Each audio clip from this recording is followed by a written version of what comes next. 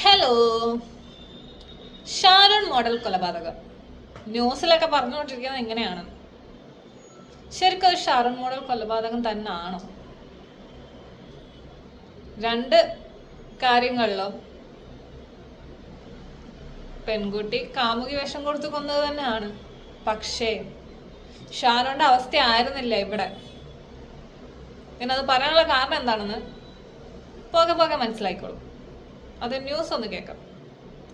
കോതമംഗലത്തെ യുവാവിനെ വിഷം നൽകി കൊലപ്പെടുത്തി പെൺ സുഹൃത്ത്. മാതിരപ്പള്ളി സ്വദേശി അൻസിലാണ് മരണപ്പെട്ടത്. പുല്ലിന് തളിക്കുന്ന വിഷം 300 മില്ലി ലിറ്റർ ഉള്ളിൽ ചെന്നാണ് മരണമെന്ന് പരിശോധനയിൽ കണ്ടെത്തി. പെൺ സുഹൃത്ത് പോലീസ് കസ്റ്റഡിയിലാണ്. സംഭവത്തിൽ വധശ്രമത്തിന് പോലീസ് കേസെടുത്തിരുന്നു. കൊച്ചിയിലെ സ്വകാര്യ ആശുപത്രിയിൽ ചികിത്സയിലിരിക്കെയാണ് അൻസിൽ മരിച്ചത്. സഹോദരൻ വിളിച്ച് പറയുക അങ്ങനെ വിഷാകത്ത് നിന്ന് ഹോസ്പിറ്റലിൽ കൊണ്ടുപോയിട്ടുണ്ട്. പോലീസ് സംഭവ സ്ഥലത്ത് നിന്ന് കൊണ്ടുപോയിട്ടുണ്ടെന്നാണ്. മാതിരപ്പള്ളി സ്വദേശി അൻസിലാണ് പെൺകുട്ടിയായിട്ട് ഇവർക്ക് സൗഹൃദം സാമ്പത്തികമായിട്ട് ചെറിയ ഇടപാട് കാര്യങ്ങളൊക്കെ ഉണ്ടാകും. ഇതിനു മുമ്പ് ചെറിയ വിഷയങ്ങളൊക്കെ ഉണ്ടായിട്ടുണ്ട്. അപ്പൊ പെൺകുട്ടീനെ ഇതിനു മുമ്പായിട്ട് ആ വീട്ടിൽ പോയിട്ട് ചെറിയ മർദ്ദനമൊക്കെ ആ പെണ്ണായിട്ട് ഉണ്ടായിട്ടുണ്ട്. അതിന്റെ പേരിൽ ചെറിയ കേസും കാര്യങ്ങളൊക്കെയായിരുന്നു. നമുക്ക് കൊല്ലുന്നു പറഞ്ഞു കൊടുക്കുക. പോലീസ് കേസ് ഓൾറെഡി ഉണ്ട്. പെൺകുട്ടിയുടെ വീട്ടിൽ കയറിയ മർദ്ദനം, പോലീസ് കേസ് എല്ലാം ഓൾറെഡി ഉണ്ട്. ഇനി ബാക്കി വരും. ഭവ്യ, ഗ്രീഷ്മ ഷാരോണിനെ എങ്ങനെയാണോ കൊലപ്പെടുത്തിയത് അതിന് സമാനമായ രീതിയിൽ തന്നെയാണ് ഇവിടെയും യുവതി അൻസലിനെ കൊലപ്പെടുത്തിയിരിക്കുന്നത്.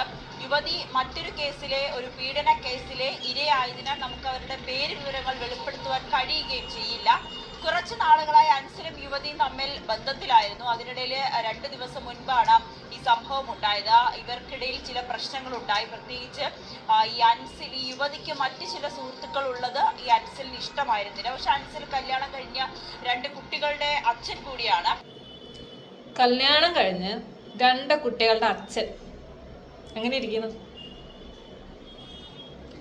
അവൾക്ക് വേറെ സുഹൃത്തുക്കൾ ഉണ്ടാവാൻ പാടില്ല. പക്ഷെ അവന് കല്യാണം കഴിഞ്ഞ് വേറെ 2 മക്കളുണ്ട്. ഇവന്റെ ഭാര്യയും ആ 2 മക്കളുണ്ടല്ലോ, അവരിനി എന്ത് ചെയ്യും? ചോദ്യമാണ്. ഇവൻ ഈ പരിപാടി എടുത്ത് ജീവൻ അങ്ങ് പോയി. കുറ്റം പറയാൻ പാടില്ല എന്ന് പറയാം, പക്ഷെ ഈ പരിപാടിക്കൊക്കെ പറഞ്ഞേ പറ്റത്തുള്ളൂ. ജീവൻ അങ്ങ് പോയി. അവിടെ അനാഥ ആയത് ആ 2 പിള്ളേരാണ്. ഇനി മുതൽ അച്ഛനല്ലാതെ ആ പിള്ളേർ വളരേണ്ടി വരും. ആ ഭാര്യനെ എന്ത് ചെയ്യും?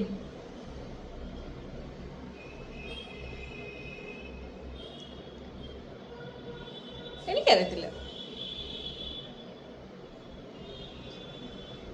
അങ്ങനെ ഇവർ തമ്മിൽ പ്രശ്നങ്ങൾ ഉണ്ടാവുകയും യുവതി പലതവണ അൻസലിനോട് ഈ ബന്ധത്തിൽ നിന്നും ഒഴിഞ്ഞു മാറാനൊക്കെ ആവശ്യപ്പെടുകയും ചെയ്തിരുന്നു. അൻസൽ പക്ഷേ ബന്ധത്തിൽ നിന്നും പിന്തിരിയാൻ തയ്യാറായിരുന്നില്ല. അന്നേ ദിവസം, അതായത് കഴിഞ്ഞ ബുധനാഴ്ച രാത്രിയോട് കൂടി അൻസൽ യുവതിയുടെ വീട്ടിലേക്ക് എത്തുന്നു.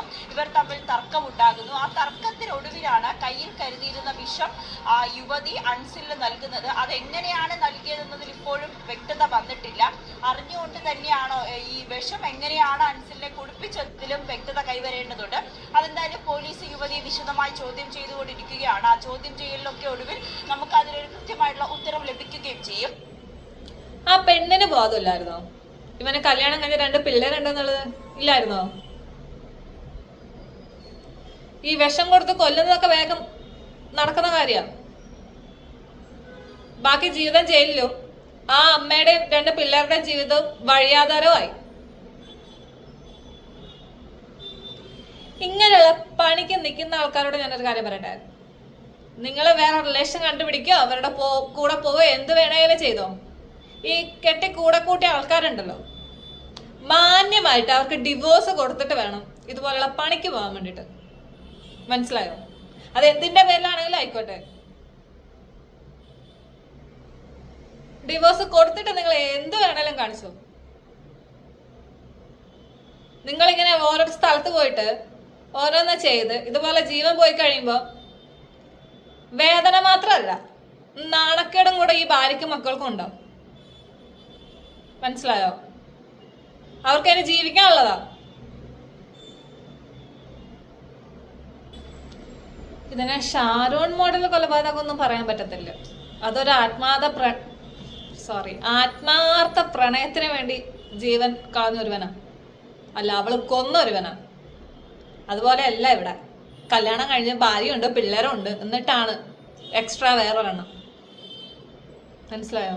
ഇവിടെ ഷാരോൺ മോഡൽ കൊലപാതകം എന്നുള്ള ഹെഡ്ലൈൻ ഉണ്ടല്ലോ, അതിന് വാല്യൂ ഇല്ല. ശരി എന്നാ, ബൈ.